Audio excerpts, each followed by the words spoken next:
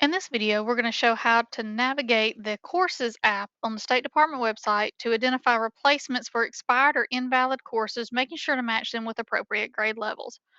From time to time, courses are expired at the State Department and new course numbers are issued for new course requirements.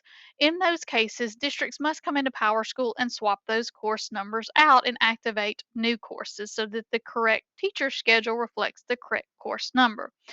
So, how do we get to the Courses app? You're going to navigate to Courses.alsde.edu to see the state course catalog. You will see here a tab that says Courses and Active Courses. In the courses catalog, this will default to all of our active courses, a little over 3,000 inside of the state. Now, things that we need to look at each year is courses that are ending for the current school year and what might be the new courses for the replacements for the upcoming school year. So, one of the things that we have inside of this is a begin year and an end year for our courses. So, this year is the 23-24 school year. If I want to look for all courses that are going to be decommissioned and expired out at the end of this year, I can do a quick search for in year being 2024. This will give me a list of 36 courses that will be expiring and no longer be able to be used for next year. So if any of these courses are currently being used, you will need to find the new course number to correspond with them.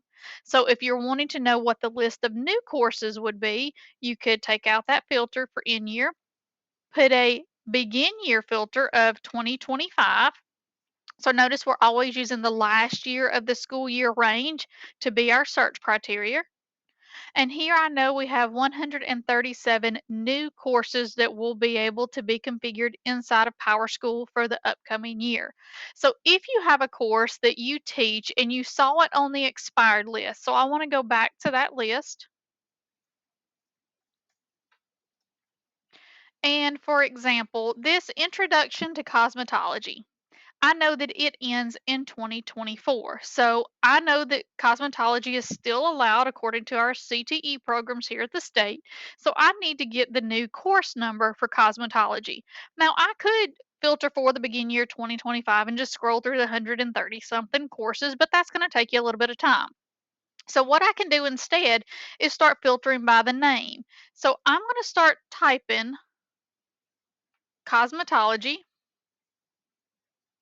and I'm going to see courses with the cosmetology name pop up. And so here I see the course, the CTE lab in cosmetology that ends. And then right above it, I see that there's a CTE lab in cosmetology and barbering. So we actually had saw both of those courses in that decommission list. So that tells me that in next school year, I will need to actually use this course number for my teacher's schedules and not use this course number that I'm continuing to use this year. We're still good to use it for this year, but cannot use it for next year.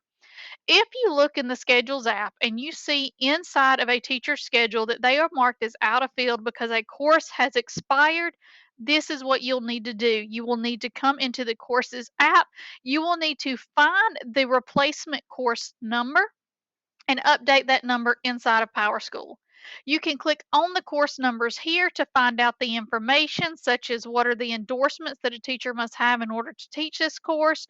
You can see the grade range, descriptions, and who is appropriate to have this course both scheduled for educational purposes and for teaching purposes. So it fits both students and teachers.